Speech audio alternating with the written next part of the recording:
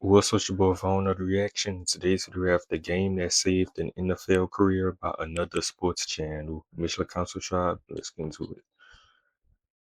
Tampa Bay Buccaneers and what looked like just another midseason game. Okay, so it's week 7 and the Washington Redskins were hosting the Tampa Bay Buccaneers and what looked like just another midseason game. It's been a rough last couple of weeks for Kirk Cousins. Gruden called his quarterback, quote, fragile right now. So yeah, Ty Simpson, he kind of looked like Kirk Cousins. Like, they kind of look the same thinking about it.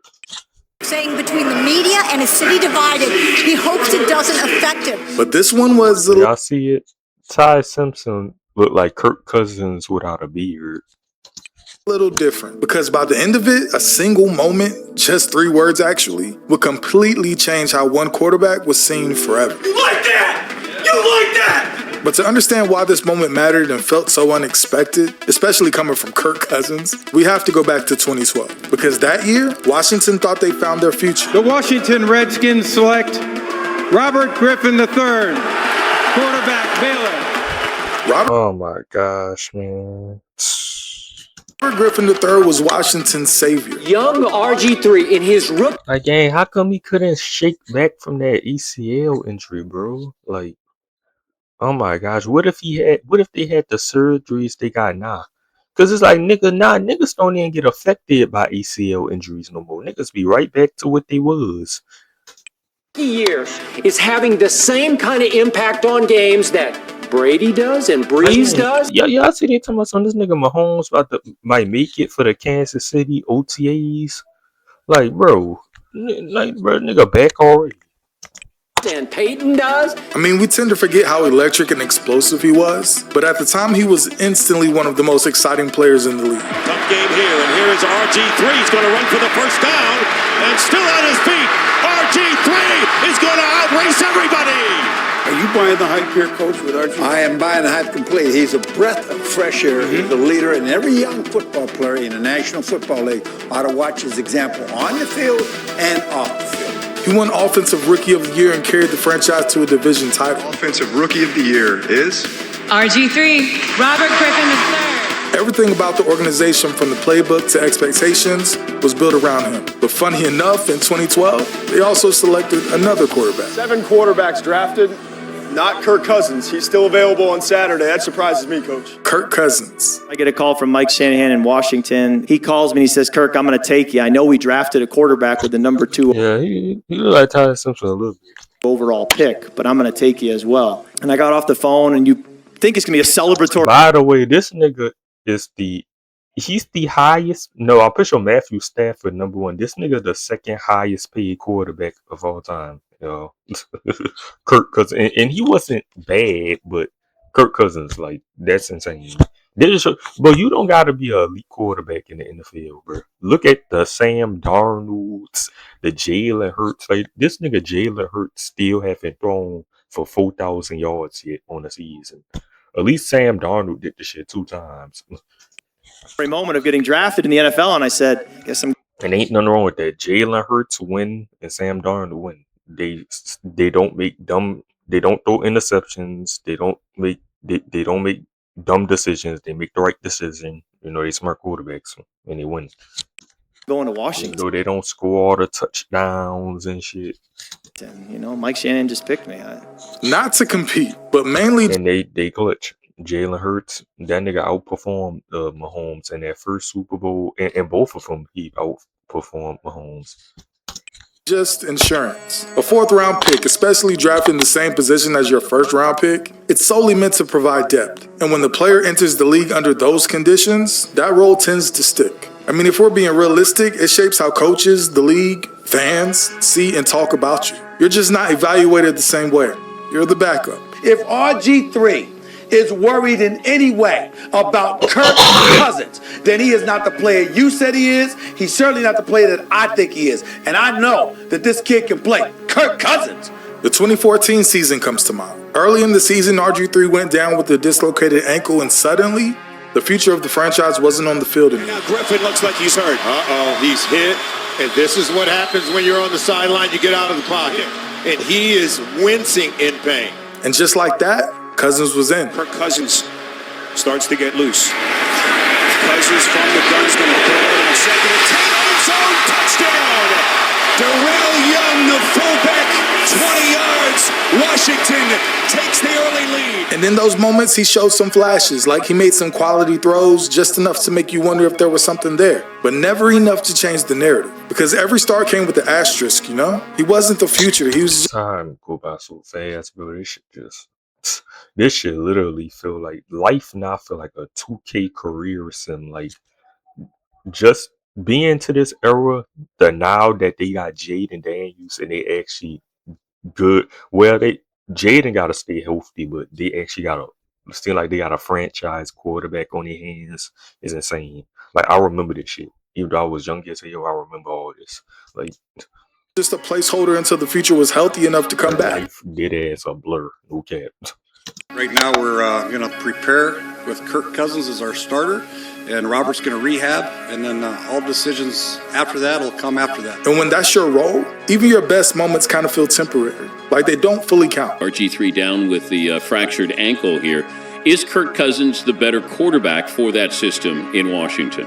I still think you go back to RG3 when he gets healthy, because you've got to find out, is he your franchise quarterback or not? So even as he gained some quality reps and proved he could operate at the professional level, nothing about his situation actually changed. That is until the 2015 season. RG3 is the talk of the nation. I don't know what his coach wants him to be. I think he's kind of this conundrum. Over time, those injuries piled up for RG3. His performance dipped due to many factors. Well, look, he has all the tools. We saw that in his rookie season. The problem right now is Coach Gruden's trying to make him something that I don't know if he'll ever really be able to be, and that's more of a pocket passer. However, the version of RG3 that once defined Washington football was gone. So head coach Jay Gruden made the flip. Any quarterback news for us?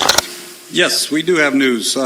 We have announced that Kirk Cousins... Yeah, maybe RG3 wasn't that great of a pet. Like, how do this nigga just go from this? Like, he tears ACL and he never be the same. Like, the nigga end up becoming trash and being a backup. Like, I don't get it. This will be the starter for 2015. RG3 out and Kirk Cousins in, and that's the way it's going to be for 2015. It sounded definitive, but it didn't feel that way. Because when you look closer, the flip was built on a plan that no longer worked. Even looking back at the quotes, the reasoning behind the decision reflected that. After all the film that we've gone through, all the offseason activity, we feel like at this time, Kirk Cousins gives us the best chance to win, and that's where we're going. At the time? Like, what does that even mean? I mean, when your role is defined like that, it feels like every game is an evaluation. So yeah, Kirk Cousins was the starter. They said it was his team. But the way he got the job made it feel like he could lose it just as quickly. And he played like that too. Cousins firing, intercepted! It's picked off in the end zone by Barry Church. The Redskins were bad. The offense was inconsistent, and through 6 games, Cousins threw 8 interceptions. Is there time to make a switch and go to RG3? It is that time, 100%. I know people at home are going to say, well, Nate, just a few months ago, you were saying that RG3 needs to put on another jersey. Maybe that's so, but Kirk Cousins, 20 touchdowns, 23 interceptions. And even in games where he put up some numbers, like 300 yards and a touchdown, it never quite felt convincing enough. Even the language around him reflected it. No. Kirk was fine. We, like I said, we got to play better around him, and there's no quarterback controversy whatsoever. There's no quarterback controversy? But when you have to say something like that out loud, it usually means the opposite. And Cousins knew it, because at this point, it felt like he was one more bad game away from losing it all. And early in Week 7 against the Bucs, it looked like that just might happen. It's been a rough last couple of weeks for Kirk Cousins. Gruden called his quarterback, quote, fragile right now, saying between the media and a city divided, he hopes it doesn't affect him. Things unraveled fast. Cousins on 4th down, in trouble. Down he goes, ball comes loose, and taking it all the way is Howard Jones for a Buccaneers touchdown. Mistakes, missed opportunities, drives that stalled. And before long, the scoreboard reflected everything that had been building for weeks. 24-0. This was the kind of game where things end, where that no quarterback controversy conversation shifts for good. But something happened. From the 8, off the fake to Jones, Cousins takes it in for a Redskins touchdown. 24-7. Cousins looking end zone, he throws, touchdown, Ryan Grant. 24-14. Cousins on the slant. Touchdown, Jordan Reed. 24-21. For the first time in weeks, Kirk Cousins actually looked like the guy. Tampa Bay Yeah. Buccaneers led 24-0. It's now a 6-point game with the Redskins driving. And with just 24 seconds Jersey's fake. Now you saying left, Cousins sealed the deal. Redskins trailing the Buccaneers by 6. Cousins on third down, looking for Reed. He's got it. Touchdown. Washington wins. I know I hate Tampa Bay. I'm a Saints fan. They the ops. Be able to put the exclamation point on the biggest come-from-behind win in franchise history. As players start making their way off the field through the tunnel, Kirk Cousins walks through. Cousins looks up, locks eyes, and the rest is history. You like that? You like that? Way to go, Kirk. Yes, sir. Yes, we do. Yes, sir, Kirk. Raw, unfiltered emotion. And honestly, a release of pressure that had been building for weeks. But those 3 words took. See, I need Tyler Shook to say some shit like that. Like, I need that type of moment from him. A whole life of its own. Kirk Cousins had this big comeback. Look at him. You never know, you like man. that. They've You won, like that. They've won some games, and they're not going to stop fighting in Washington. You like that? I like that. There was energy behind it. Something people weren't used to seeing, especially from Kirk Cousins. And throughout the season, it became a rallying cry for the team. Here's what I believe. The Washington Did Post them niggas make the playoffs this year? headline is going to be, "You like that? Redskins clinch NFC East title."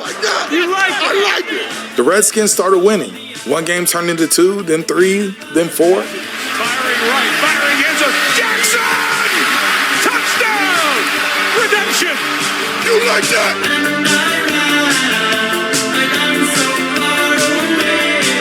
They would end up winning their final 4 games of the season. And just weeks after sitting 2-4 with everything feeling like it was slipping away, they were division champs and in the playoffs. Kirk Cousins, perhaps playing better. Yeah, that nigga was dragging the catchphrase. Better quarterbacking than anybody else the second half of the season. A stretch of football that showed that moment wasn't a fluke. But even after that run, the doubt was still there. Even through consistent, reliable play, that kind of commitment never came. It just remained temporary. I believe the Washington Redskins are about to overpay for Kirk Cousins. Are you sure you want to go long-term on him, basically based on 7 or 8 games? All right. Adam Schefter reported Tuesday the team is putting the franchise tag on the 27-year-old quarterback after his breakout season. Franchise tag. Earlier, he has agreed that he would play under the franchise tag. Then another. Here's the thing. Neither side is convinced of each other. Kirk wants to wait and see how this thing plays out with the Redskins. Who are they going to put around me? Is this a real contender? They're not sure of Kirk. And if that's the case, if they don't believe in him, then play it year by year like this. Year to year, prove it again, do it again. And he did. Over and over. Cousins, touch on that pass. Oh, he drops it in the bucket. Touchdown, Redskins. But eventually, that pattern tells you how you're viewed, right? Because when a team truly believes in you and your abilities, they don't hesitate. So, he left. And we will start in Minnesota, where things are about to look a whole lot different. Kirk Cousins. Yeah, you playing that song in 2026. It's a good song, but dang, you could have put a different option. Like, is going to visit Minnesota, and he plans to sign what is a landmark deal with the Minnesota Vikings. It is going to be a 3-year contract. It is going to be worth $84 million. It is going to be fully guaranteed, and it is going to create some ripples throughout the league. For the first time in his career, and this when he started the scam franchises. A team didn't treat him like a placeholder or a temporary option. They chose him. For a long time, my family and I have prayed. Today, that prayer has certainly been answered, but we will continue to pray it more than ever as we go forward, that God would continue to do immeasurably more than all we could ask or imagine. And that's what makes that "you like that" moment so important. Not because it created Kirk Cousins or anything like that, but because that was the moment he stopped waiting for validation and started demanding it. Yeah. As of April 2026, Kirk Cousins has immaculated roughly $341 million in NFL career earnings. We own from maximum contract. Like, and the nigga just got another deal with the Raiders, a 1-year deal. Y'all gotta Understand that was a 1 year deal. Niggas was talking about some. They gave this nigga $100 million, getting it's a 1 year deal. For him to get that full $100 million, they would have to bring him back, which they probably not gonna do. It's just a 1 year deal for he could mentor Fernando Mendoza, because that's what they compare the nigga to. They say he another Kirk Cousins. You know what I'm saying? So yeah, niggas, what $100 million? Yeah, I was shocked too. I thought they really gave this nigga a full $100 million contract, 4 year deal. Like, but make sure to comment, subscribe, and remote deuces.